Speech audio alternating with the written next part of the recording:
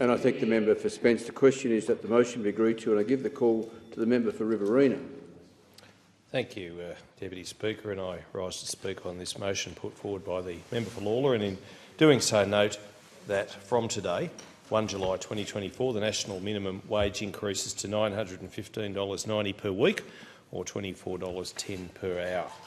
That award minimum wages increased by 3.75%. Other award wages, including junior apprentice and supporter wages that are based on adult minimum wages, will get a proportionate increase. Now, what Labor members don't understand, because not too many of them have ever run businesses, is that someone pays for that.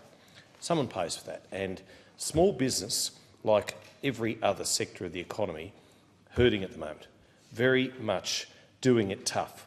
And those small business owners and operators didn't get much, if any, relief in the recent federal budget handed down in May. What they did get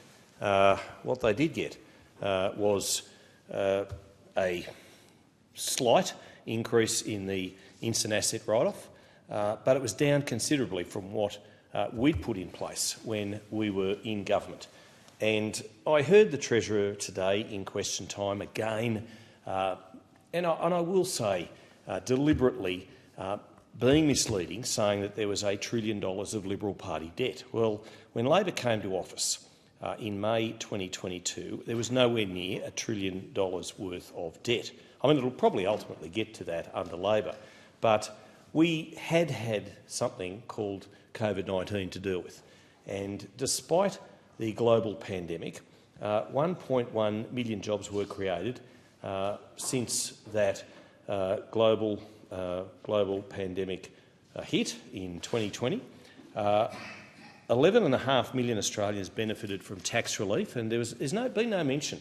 We talk a lot in here, and I hear Labor members talking about stage 3 tax cuts. No mention of stages 1 and 2, and they were important. They were important to put into place.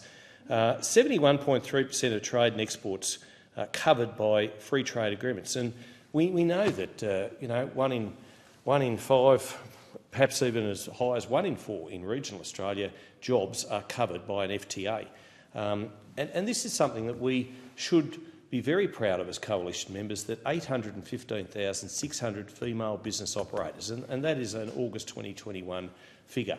That is significant. A record high of 220 trade apprentices. Now, Labor goes on ad nauseum. It's almost boring in its repetition about the deliberate design feature of keeping wages low. And I remember that interview by Minister for Finance, Senator Matthias Cormann, as well.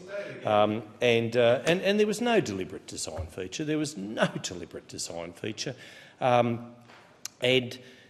what we were achieving with our economic policies was a balance between, and I heard the member for Spence say I was a union member for 21 years, how he can recall my exact number of years in a trade union movement. It's kind of scary, but anyway, it's accurate. But there is a balance between unions doing what they do in workplaces and employers being able to employ more people, to be able to actually take home money themselves, and people being paid for a fair day's work, being paid a fair day's wage for a fair day's work. And I don't think any of us in this parliament would dispute that. But it's about balance. It's about getting and achieving the right balance. And at the moment, we shouldn't be talking about minimum wages. We should be talking about real wages, because real wages are lower now than what they were when we lost office. Because, and I tell you why, because the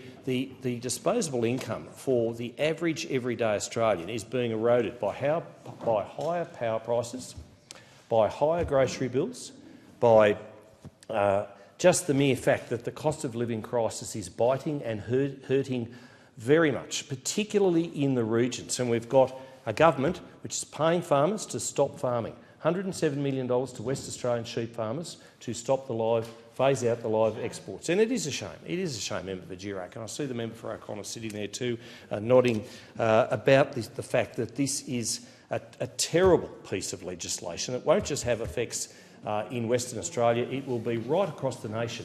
because our farmers will be earning less, and our farmers are copping it in the neck all of the time.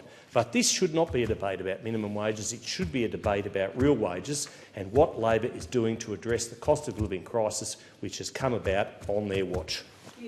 And I thank the member